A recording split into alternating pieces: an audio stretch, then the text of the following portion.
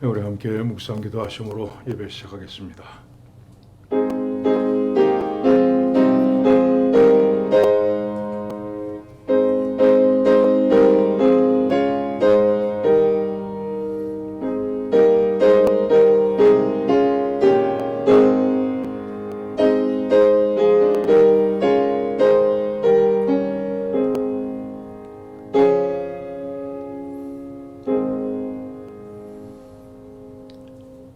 하나님 아버지, 오늘도 저희를 불러주심을 감사드립니다. 나날이 악해져가는 세상 가운데서 이 세상을 이길 힘은 오직 주의 말씀밖에 없는 것을 저희들이 깨닫고 이제는 나왔사오니 오늘도 하나님 은혜를 베풀어 주시옵소서.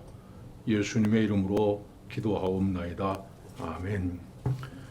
찬송가 315장 부르시고 이효수 권사님 기도하시겠습니다.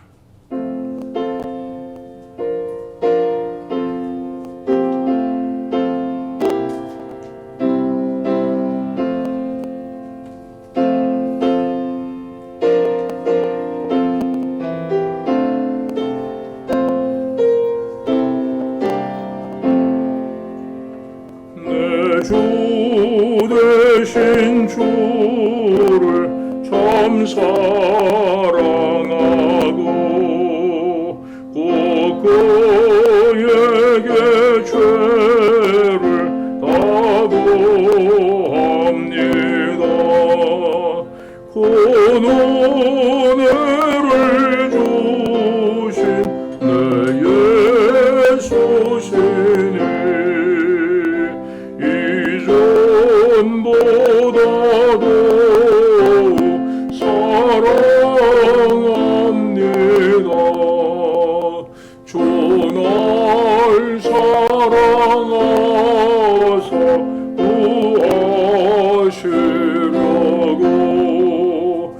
저 십자가 고난 당하셨도다. 그것이 원수신 내 주 배우니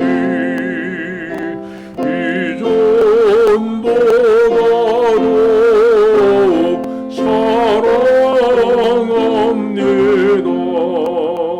내 평생의 힘쓸 복권을 모는 주 예수의 덕을 늘 기림이라.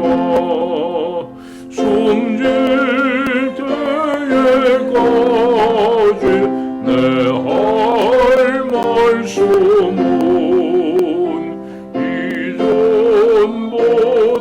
이전보다도 사랑합니다. 그 영광의 나라 나 들어가서 그 풍성한 은혜 늘 감사하리. 금멸류관 쓰고 나 찬송할 말 이전보다도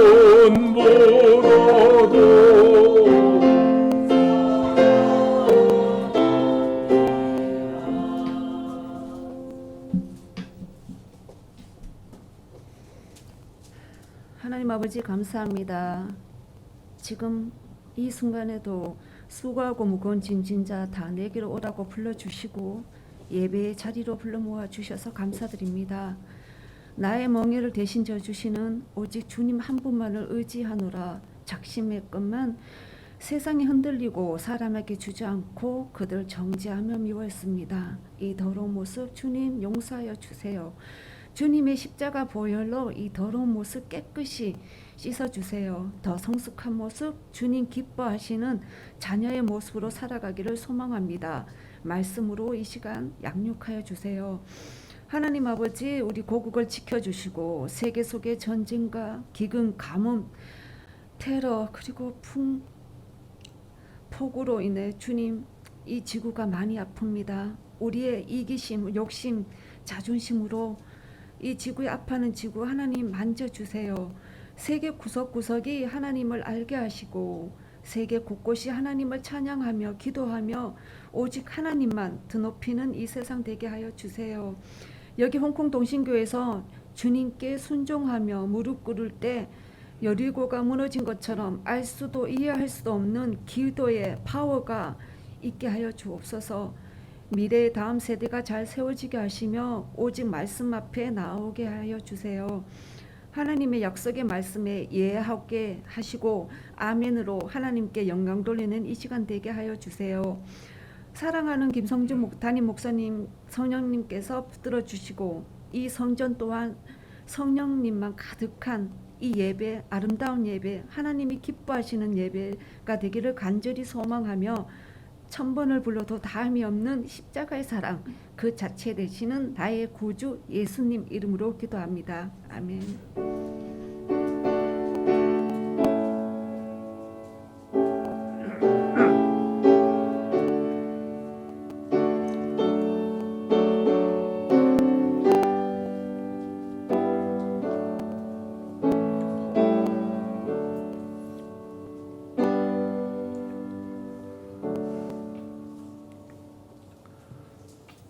오늘 성경 말씀 에베소서 5장 1절부터 21절까지 말씀입니다.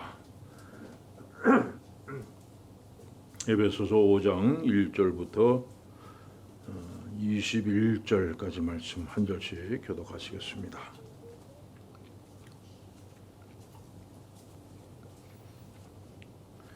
네, 5장 1절부터 우리 한 절씩 교독합니다. 그러므로 사랑을 받는 자녀같이 너희는 하나님을 본받는 자가 되고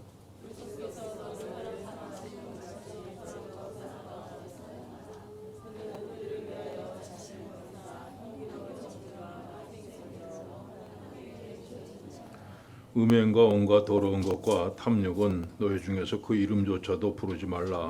이는 성도에게 마땅한 바니라.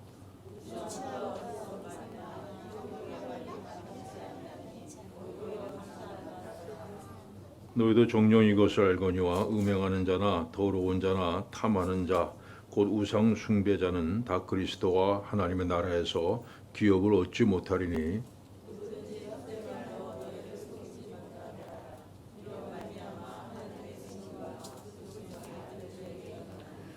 그러므로 그들과 함께하는 자가 되지 말라.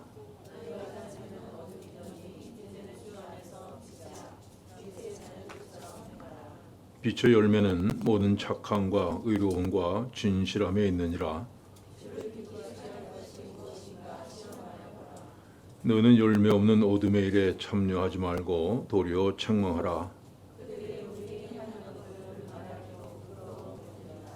그러나 책망을 받는 모든 것은 빛으로 말미암아 드러나나니 드러나는 것마다 빛이니라.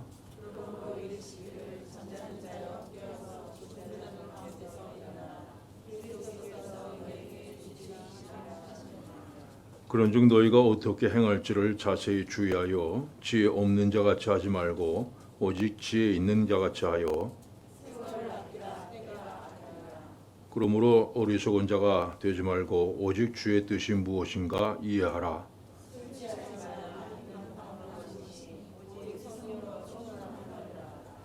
시와 찬송과 신령한 노래들로 서로 화답하며 너희의 마음으로 주께 노래하며 찬송하며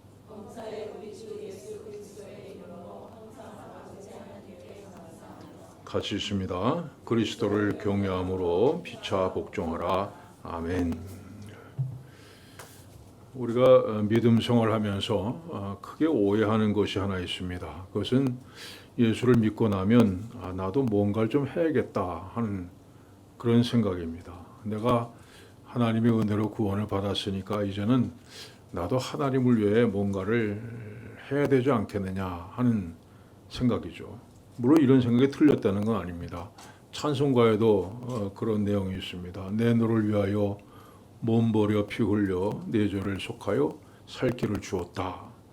너 위에 몸을 주건만 너 무엇 주느냐? 내 몸을 희생했건만 너 무엇 하느냐? 여기서도 역시 은혜로 구원을 받은 우리가 주님을 위해서 뭘 하느냐? 무엇을 드리고 있느냐? 이거를 묻고 있습니다. 하나님의 은혜를 받은 사람은요, 하나님을 위해서 헌신하는 것이 당연한 일입니다. 그런데 한 가지 중요한 문제는 하나님께서 우리에게 무엇을 요구하시는가, 이걸 분명히 알아야 하는 겁니다. 하나님께서 원하시도 않는 그런 일들을 하면서 나는 하나님을 위해서 죽도록 충성하고 있습니다. 그러면 곤란하다는 겁니다. 항상 강조하는 구절입니다만 다시 한번 봅시다. 오직 성령의 열매는 사랑과 희락과 화평과 오래 참음과 자비와 양선과 충성과 온유와 절제니 이 같은 것을 금지할 법이 없느니라. 여러분, 성령의 열매는 한마디로 성품의 열매입니다. 성품의 열매. 내가 내 성품이 변화되는 거예요. 사랑하기 힘든 사람을 사랑하게 되었다. 또 나 때문에 무슨 원망이 생기고 불평이 생기는 것이 아니라 오히려 나 때문에 기쁨이 생기고 화평이 생기는 겁니다. 예전 같았으면 뭐 불같이 화를 냈을 일인데 똑같은 일을 만나도 웃음으로 참아내면서 오히려 그 사람을 긍휼히 여길 줄 아는 겁니다. 저는 남의 단점만 찾아내서 흉만 보던 사람이 이제는 넓고 따뜻한 마음으로 그 허물을 감싸줄 줄 아는 그런 사람이 되는 겁니다. 그러면 동시에 자신은 절제할 줄 아는 사람이 되는 겁니다. 여러분, 이것이 성령의 열매입니다. 이것이 하나님의 은혜로 구원받은 사람들이 가장 먼저 해야 될 일이고 또 가장 중요한 일입니다.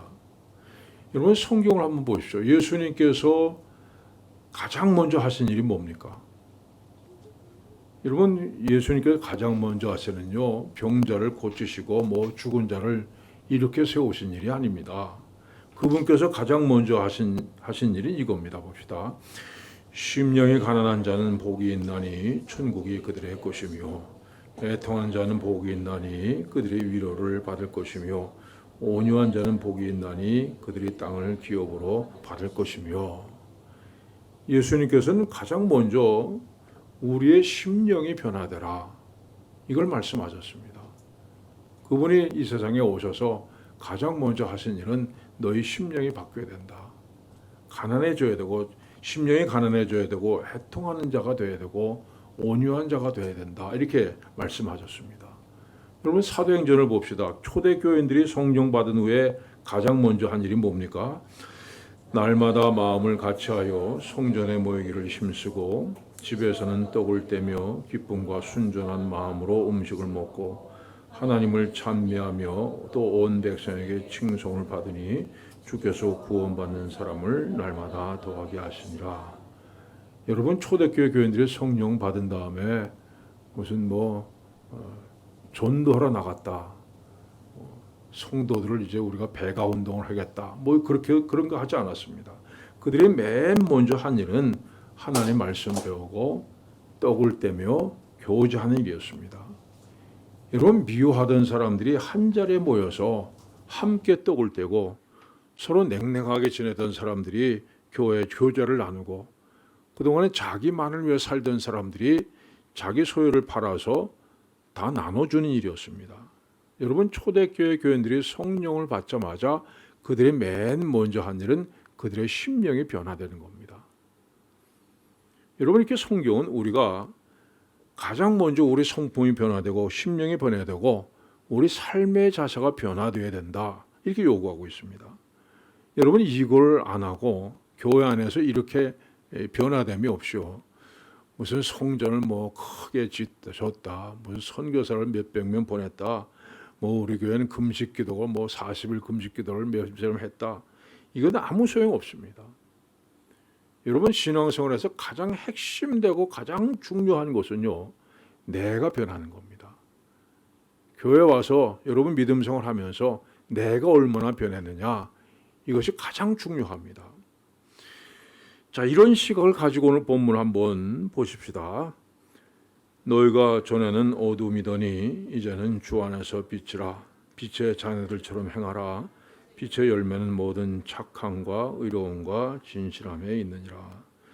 여러분 빛으로 살라 이렇게 얘기하면서 뭐라고 얘기합니까? 빛의 자녀로 사는 것은 어떤 큰일, 위대하고 훌륭한 일을 하는 것이 아니라 뭐라고 얘기합니까? 빛의 열매는 모든 착함과 의로움과 진실함에 있다. 여러분 우리가 이걸 놓치지 말아야 됩니다. 나가서 펄펄 뛰고 이게 중요하지 않습니다. 빛의 열매는 착함과 의로움과 진실함에 있다 말씀합니다.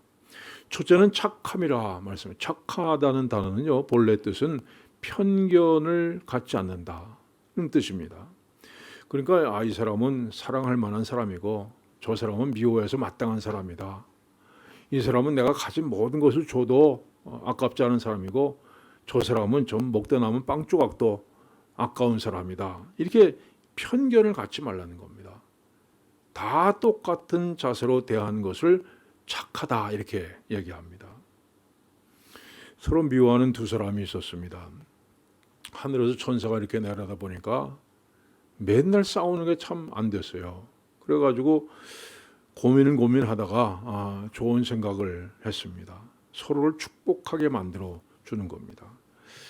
그래서 제안을 합니다. 자, 만약 누구든지 소원을 먼저 빌면 그 옆 사람에게 2배 주겠다. 그러니까 10,000불을 주십시오. 그러면 이 사람이 20,000불 받고 이 사람이 10,000불 주십시오. 그러면 난 20,000불 받는 거예요. 그 얼마나 좋은 제안입니까? 천사로서는 상당히 머리를 짜낸 그 제안이에요. 근데 한 사람이 처음에 한 100,000불 달라 그럴까 그러다가 옆에 사람이 200,000불 받는 게 배가 아픈 거예요. 그래가지고 고민하다가 10불만 주십시오 그랬습니다. 옆에서 20불 받게 됐어요. 옆에 있던 사람이 너무 화가 났어요. 아니 내가 2배로 갖는 것이 배가 아프다고 그럴 것까지 있나. 세상에 이럴 수가 있나. 그래서 이렇게 말했습니다. 제 한쪽 눈을 뽑아 주십시오. 여러분 다른 사람 얘기 같지만요. 가만 보면 우리 자신의 얘기입니다. 여러분이 어떤 사람하고 같이 점심을 먹게 됐어요. 뭐 이런저런 얘기를 하다가 어떤 사람 얘기를 나왔는데 그 사람은 내가 제일 싫어하는 사람이에요. 그래서 내가 막 그 사람 하면서 막 욕을 하려고 하는데 상대방이 갑자기 그 사람 칭찬을 막 하는 거예요. 그런 사람 없다고 참 좋고 뭐 저쩌고 내가 오늘 그 사람 좋은 선물 하나 준비해서 이제 갖다 주려고 그런다고. 그러면 여러분 어떻게 하세요? 갑자기 밥맛이 없어지잖아요. 밥 먹고 싶은 생각이 없어지고 이 집에 주방장이 바뀌었나 뭐 이런 생각 들지 않습니까? 제 한쪽 눈을 뽑아 주십시오. 이건 뭐가 달라요? 예수님께서 말씀하셨습니다. 봅시다. 너희 원수를 사랑하며 너희를 박해하는 자를 위해서 기도하라. 이같이 한즉 하늘에 계신 너희 아버지의 아들이 되리니 이는 하나님이 그 애를 악인과 선인에게 비추시며 비를 의로운 자와 불의한 자에게 내려주심이로다. 하나님께서는 악한 사람이나 선한 사람이나 똑같이 햇빛을 주시고 똑같이 비를 내려주십니다. 그렇다면 우리도 그렇게 하라. 그러면 하나님의 아들이라고 불리게 된다고 말씀합니다. 여러분 그래서 사람을 볼 때요. 여러분 자신의 시각으로 보지 마시길 바랍니다. 하나님의 시각으로 보는 것이 필요합니다. 자, 나는 별로 이렇게 저 사람 안 좋은데 하나님은 저 사람을 어떻게 보실까? 하나님이 그를 얼마나 사랑하실까? 이걸 생각하셔야 됩니다. 하나님의 사랑하는 그 사람을 내가 판단하고 그 다음에 정죄하고 미워해서는 안 된다는 겁니다. 하나님께서 귀하게 여기시는 그 사람, 아들 예수 그리스도를 보내셔서 십자가에 못 박음으로 구원하신 그 사람, 그 귀한 사람을 내 마음대로 무시해버려서는 안 된다는 겁니다. 우리 아버지 되시는 하나님을 닮아서 모든 사람을 다 똑같이 귀하게 여기는 마음, 이것이 바로 착한 마음입니다. 착한 마음을 갖고 빛의 자녀로 살라고 말씀하십니다. 두 번째는 의롭다 말씀하셨습니다. 의롭다고 하는 것은 무슨 뜻이냐면요. 그 단어의 뜻이 내 감정, 내 생각을 기준으로서 생각하는 것이 아니라 하나님의 생각, 하나님의 뜻을 기준으로 살아가는 겁니다. 여러분 세상이 갖고 있는 의의 개념이 뭡니까? 의롭다. 그건 맨날 바뀌잖아요. 뭐 우리가 요즘 한국 정부 보면 뭐 정권 바뀌었다 그래서 다 바뀝니다. 의의 기준이 바뀌는 거예요, 이제는. 그 뭐 정권이 바뀔 때마다 경험하는 그런 일이죠. 절대적인 기준이 없습니다. 이것은 의로운 거, 이것은 악하다 이런 기준이 없어요. 내게 유익이 된다. 그러면 뭐 신의도 필요 없고 책임질 필요도 없습니다.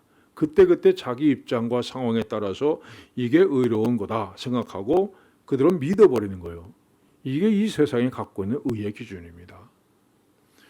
자, 우리말에 의족이라고 하는 단어가 있죠. 누굽니까?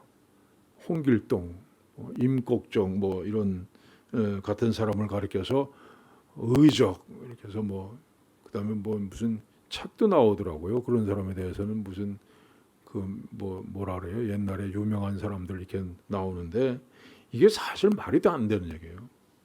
앞뒤가 안 맞습니다. 여러분 남의 물건을 훔쳤습니다. 그건 뭡니까? 그건 도적놈이에요. 도적놈이지 세상에 의로운 도적이 어디 있습니까? 여러분 시대를 탓하면 안 됩니다. 상황이 어떻다 이거 탓하지 마세요. 그건 어떤 시대 어떤 상황이든지 이건 의로우면 의로운 거고 이건 악하면 악한 겁니다. 여러분 그래서 여러분은 내 생각을 기준으로 삼아서는 안 됩니다. 내가 이 생각할 때는 이렇다. 이건 아니에요. 하나님의 뜻에 맞춘 의의 기준을 가지고 우리가 세상을 살아야 됩니다. 하나님의 뜻대로 하면 내가 손해보는 것 같아도 그것이 의로운 일입니다. 내가 손해보니까 나쁘다. 그렇게 얘기해서는 절대 안 됩니다. 하나님의 뜻에 기준한 것만이 오로지 의의 기준입니다. 여러분 사울왕을 한번 보세요. 하나님께서 아말렉을 치라 명령하셨죠. 근데 뭐라고 하십니까? 거기 모든 사람들 모든 짐승들 다 진멸하라 이렇게 말씀하셨어요. 근데 사울 왕이 가서 어떻게 합니까? 아말렉 왕 아각을 사로잡아가고 그 다음에 소나 뭐 양 중에서 쓸만한 건 다 남겨갖고 왔습니다. 그럼 뭐라 그럽니까? 자, 이거 사울의 생각에는 이 적국의 왕을 포로로 잡아갖고 오면 백성들이 얼마나 좋아하겠어요. 보고 뭐 환호할 거 아닙니까? 그다음에 이거 소, 양 뭐 그 멀쩡한 건데 이걸 왜 아깝게 다 죽이느냐 해서 끌고 왔어요. 그러나 이 일 때문에 사울은 하나님께 버림받습니다. 왜입니까? 이유가 뭡니까? 하나님이 세우신 기준이 아니라 자기가 세운 의의 기준에 따라서 판단했기 때문입니다. 그래서 하나님께 버림을 받았습니다. 여러분이 갖고 있는 의롭다는 기준이 뭡니까? 물론 내가 갖고 있는 의의 기준이 많이 있을 거예요. 이럴 경우에는 이것이 의고 이런 경우에는 이것이 옳은 것이다. 근데 여러분 그게 과연 하나님의 뜻에 합당합니까? 그걸 생각해 보셔야 됩니다. 하나님이 세우신 의의 기준과 일치합니까? 여러분 내 생각이 아니라 하나님의 생각, 하나님의 뜻에 기초한 의로움의 기준을 갖고 사는 그런 여러분들 되시길 바랍니다. 세 번째는 진실함입니다. 진실하다고 하는 것은요, 겉과 속이 같다는 것을 의미합니다. 생각하는 것과 행동하는 것이 같은 것, 말하는 것과 행동이 같은 것, 이걸 의롭다, 진실하다고 얘기를 합니다. 이 공부 잘하는 학생하고 공부 못하는 학생 중에 누가 더 공부 때문에 스트레스를 많이 받아요? 뭐 한국에 요즘에 뭐 고3 아이들이 뭐 그 정신과 병원에 상담을 많이 한다고 하는데 상담하러 오는 애들은 거의 다 공부 못하는 애들이에요. 공부 못하는 학생이 훨씬 스트레스를 많이 받습니다. 공부 때문에. 왜요? 그 이유가 뭡니까? 여러분 경험이 있을 거 아닙니까? 공부 못하는 학생은 항상 공부해야 되는데 이렇게 생각해요. 그러면서 놀죠. 나가서 놀면서도 공부해야 되는데 스트레스를 많이 받아요. 그래서 어느 날 결심하고 책상 앞에다가 딱 이제 뭐 열심히 공부하자 뭐 이런 표도 붙여놓고 뭐 삼당 사락 뭐 이런 3시간 자면 붙고 4시간 자면 떨어진다 이런 표도 붙여놓고 이제 드디어 이제 공부를 시작합니다. 근데 공부하기 전에 또 뭘 할 일이 있죠. 우선 책상을 정리해야 되잖아요. 책상을 깨끗하게 정리하고 서랍까지 다 정리를 합니다. 그다음에 연필도 새로 다 깎아놓고 다 준비가 되면 이제 뭐 컴퓨터를 우선 켜고 뭐 이메일 들어온 거 없나 뭐 좀 뭐 다 이제 체크를 하죠. 그러다 보니까 배가 고파요. 배가 고프니까 라면 하나 또 끓여 먹지 않습니까? 그 앉아 있으면 또 졸음이 살살 옵니다. 그래서 엎드려서 잠깐만 자자 하다가 2시간 자고 나니까 새벽 2시예요. 그러면 어떻게 합니까? 침대 가서 떳떳하게 잡니다. 그리고 뭐라 그럽니까? 그 다음날 아침에 어저께 밤에 2시까지 공부했더니 머리가 아프다 이렇게 얘기를 합니다. 이게 공부 못하는 사람의 특징이에요. 여러분들 기억나시죠? 근데 여러분 그거 비슷하죠. 매일 내가 믿음생활 열심히 해야지, 잘해야지, 성경 많이 읽어야지, 기도 많이 해야지. 근데 막상 성경 보려고 그러면 왜 이렇게 할 일이 많아요? 기도하려고 하면 또 왜 이렇게 생각이 많고 뭐 전화도 자주 걸려옵니까? 이렇게 그럭저럭 지내다 보면 1년 지나고 2년 지나고 어느덧 집사 되고 뭐 구역장 되는 거예요. 그러면 어떡합니까? 내가 이래봬도 신앙생활한 지 내가 10년 넘었어 뭐 이렇게 하고 근데 내용은 없어요. 재직 근속 기념패만 한쪽 구석에서 번쩍번쩍 거릴 뿐이죠. 여러분 예수님께서 예루살렘에 입성하시는 길에 무화과 나무를 발견하셨습니다. 근데 24기가 무성하게 있었어요. 가까이 가보니까 열매가 없었습니다. 그러니까 예수님께서 그 무화과 나무를 저주하셨고 그 나무는 그 자리에서 말라 죽어버립니다. 여러분 나무가 무슨 죄가 있다고 예수님께서 그 나무를 이렇게 저주를 하십니까? 더욱이 이 기사가 기록된 성경 말씀 보면요, 이는 무화과의 때가 아님이라 이렇게 기록돼요. 무화과를 맺을 때가 아니라는 거죠. 때가 아닌데 열매 없는 건 당연한 거 아닙니까? 그런데 무화과 나무 특징이 뭡니까? 잎사귀가 돋아나기 시작할 때 반드시 열매도 열린다는 겁니다. 그러니까 잎사귀가 무성하게 있으면 거기엔 반드시 열매가 있는 거예요. 근데 이 나무는 때도 아닌데 잎사귀가 무성하게 맺혔습니다. 그런데 열매는 없었다는 겁니다.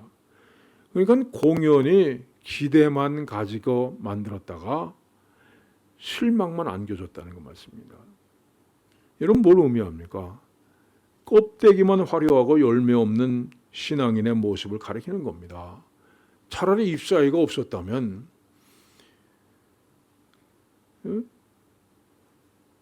껍데기가 화려하지 않았다면 기대도 안 했을 텐데 기대를 가지게 만들었다가 실망하게 만드는 그런 모습을 얘기하는 겁니다. 여러분 진실하다는 것은요, 겉과 속이 같은 겁니다.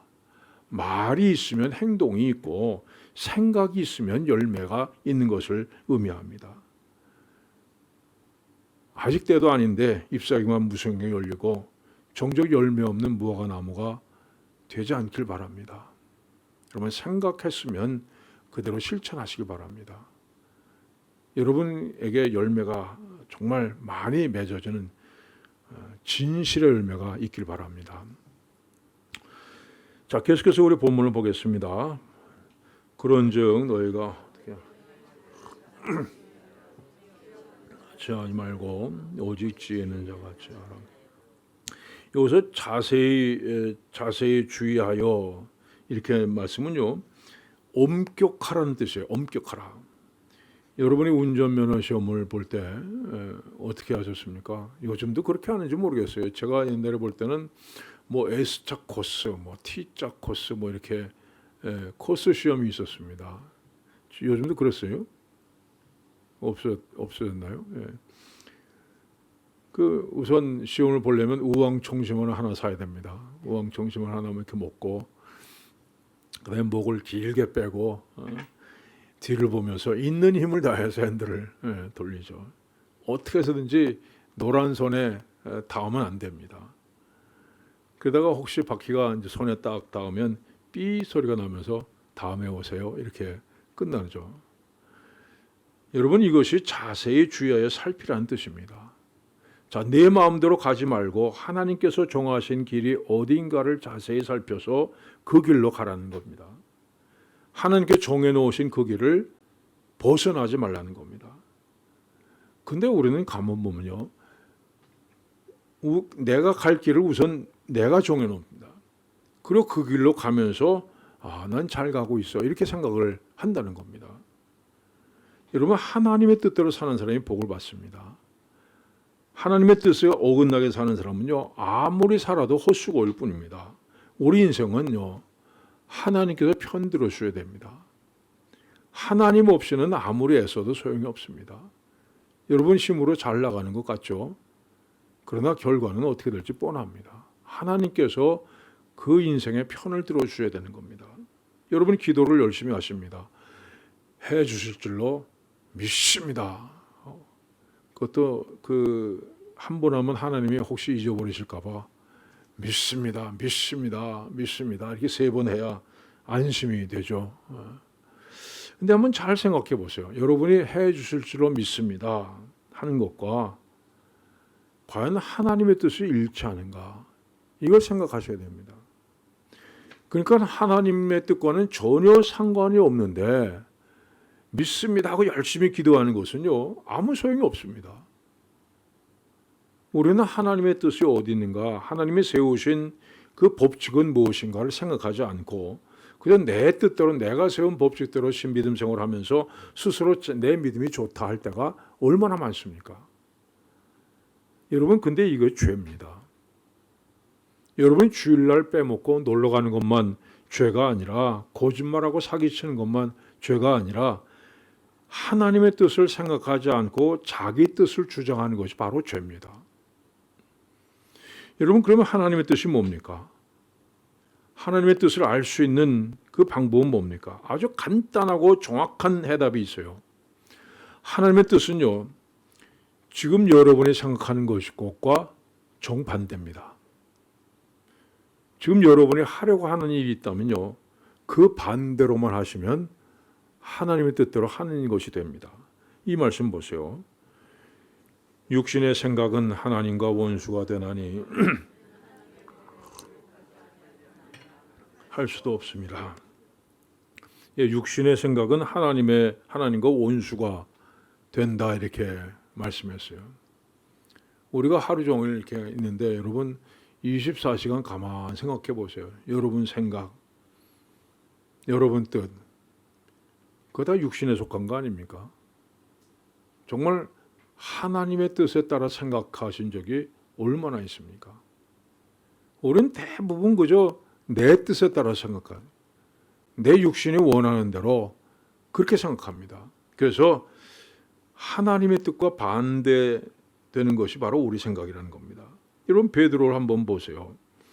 예수님께 십자가에 달리실 것을 말씀하시자 베드로가 뭐라고 합니까? 주여 그리 마옵소서. 이 일이 결코 주께 미치지 아니하리이다, 이렇게 얘기합니다. 그 예수님께서 뭐라고 말씀하십니까? 봅시다.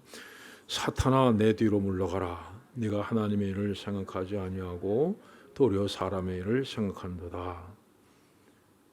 졸제 베드로가 사탄이 됐죠.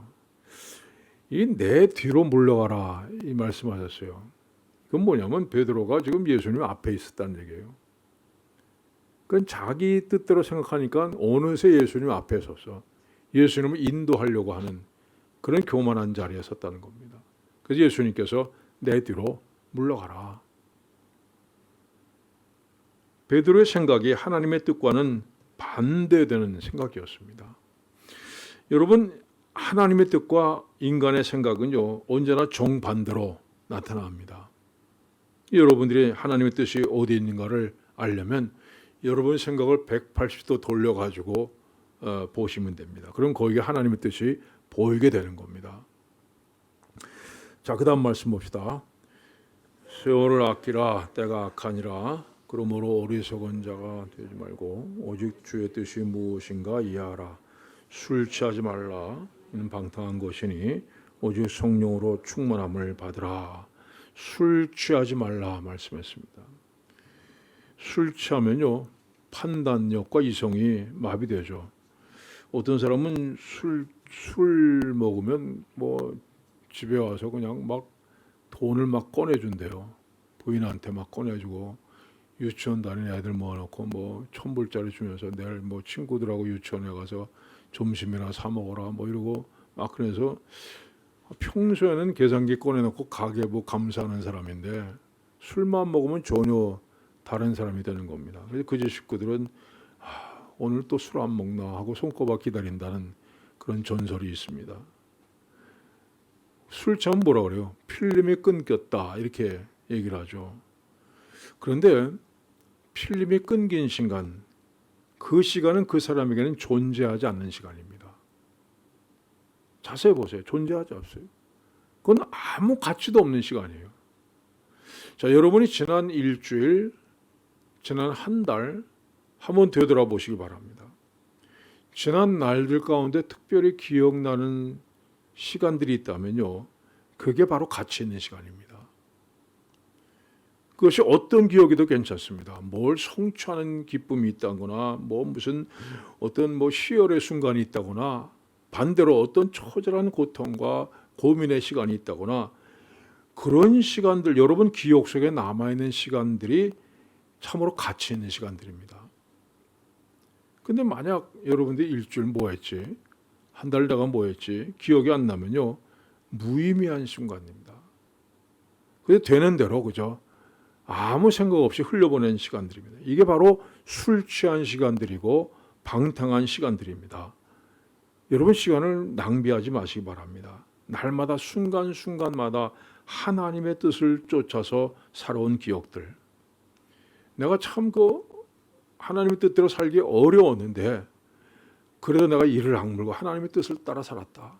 그런 기억들로 여러분의 인생이 가득가득 채워지길 바랍니다.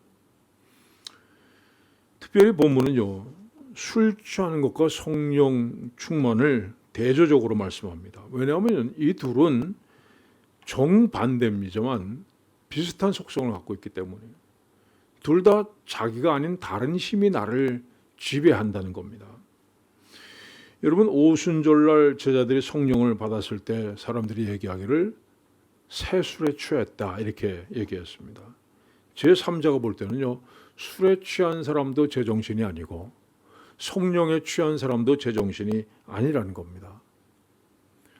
근데 여러분 중에 이런 생각 하시는 분이 있을 겁니다. 나도 옛날에는 참 뜨거웠는데, 내 믿음이 뜨거웠는데, 그때 성령을 내가 처음 경험했을 때 정말 뜨거움이 있었는데 왜 지금은 이렇게 맹송맹송한가? 옛날에 가졌던 그 뜨거움, 그건 나 혼자서 그냥 그렇게 생각한 것이 아닌가 하는 그런 질문을 가진 분들이 계실 겁니다. 여러분, 목회를 하다 보면 참 그런 분들 많이 만나요.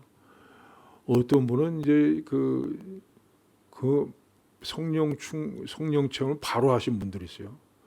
그런 분들은 뭐라 그러냐면 저한테 찾아와서 목사님 간증하게 해주십시오 그럽니다. 예수 믿는 지 이틀밖에 안 되는데 내가 이걸 간증하지 않고 못 견디겠다고 가슴이 뜨거운 거예요.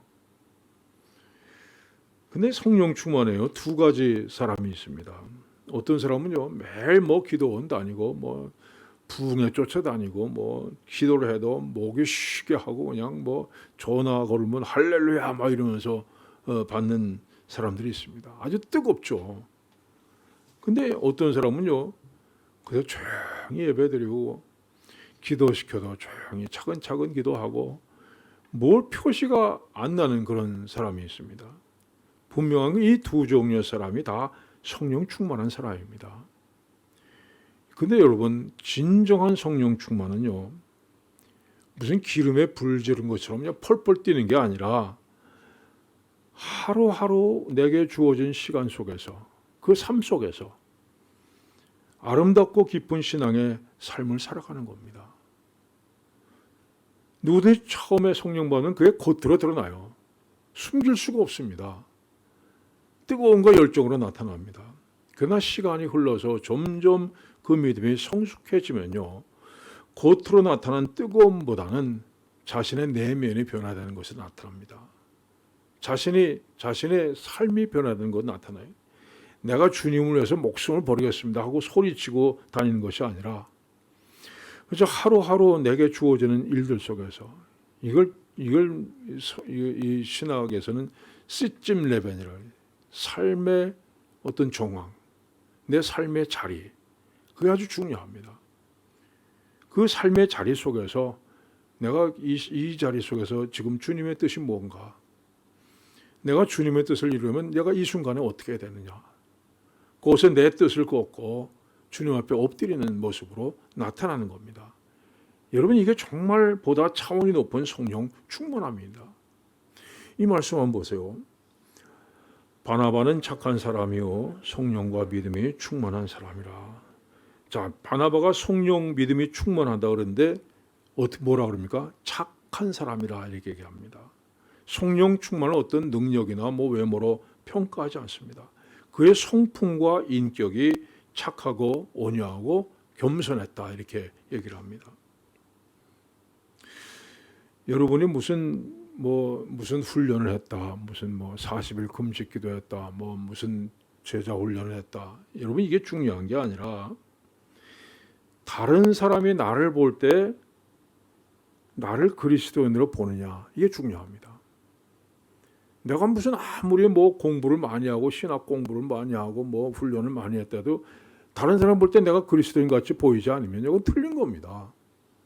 과연 내가 그리스도인으로 보이냐는 겁니다. 여러분이 어젯밤에 가브리엘 천사를 만나서 같이 밥 먹고 영화 구경을 하고 왔다 해도요, 자, 지금 이 순간 여러분 삶의 자리에서 내가 누군가를 미워하는 마음이 있냐, 이게 더 중요합니다.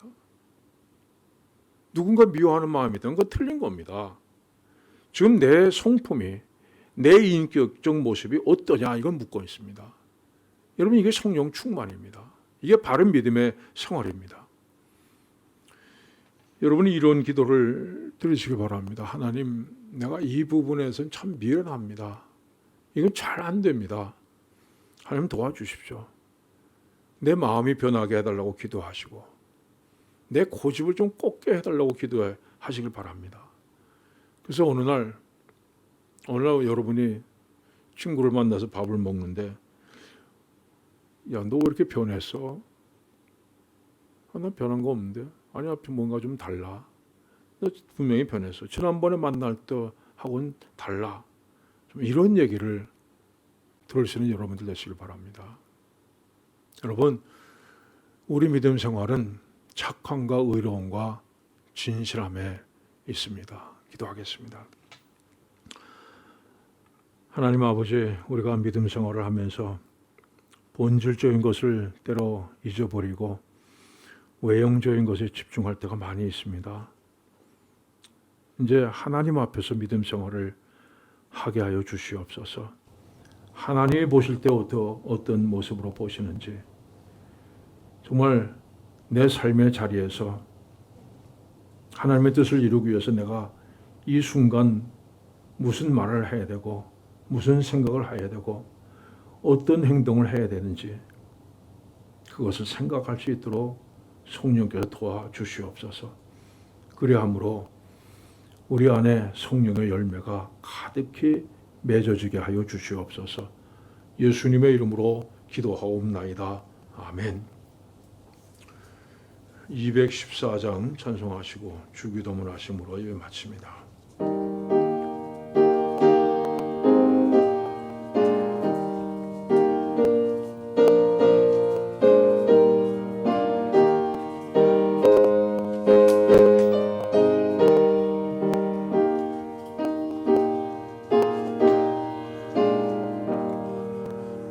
나 주의 도움 받고 주 예수님께 빕니다. 그 구원하러 가시사 날 받아 주소서. 내 모습 이대로 주 받아 주소서. 날 위에 돌아가신 주 날 받아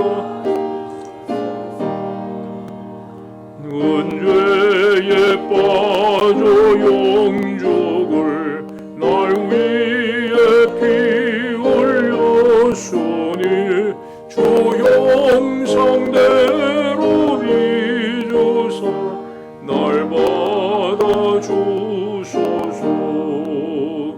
내 모습 이대로 주 받아 주소서. 날 위에 돌아가신 주 날 받아 주소서. 그 힘과 결심 약하여 늘 깨어지기 쉬우니 주 이름으로 구원해 날 받아 주소서. 내 모습 이대로 주 받아 주소서. 날 위에 돌아가신 주 날 받아 주소서. 내 주님 서신 날 앞에 나 꿇어 엎드렸으니 그 크신 역사 이루게 날 받아 주소서. 내 모습 이대로 주 받아 주소서. 날 위에 돌아가신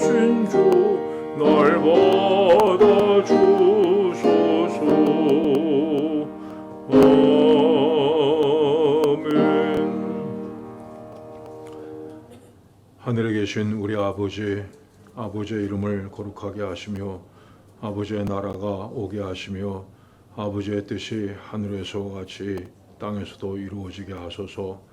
오늘 우리가 일용할 양식을 주시고 우리가 우리에게 잘못한 사람을 용서하여 준 것 같이 우리 죄를 용서하여 주시고 우리를 시험에 빠지지 않게 하시고 악에서 구하소서. 나라와 권능과 영광이 영원히 아버지의 것입니다. 아멘.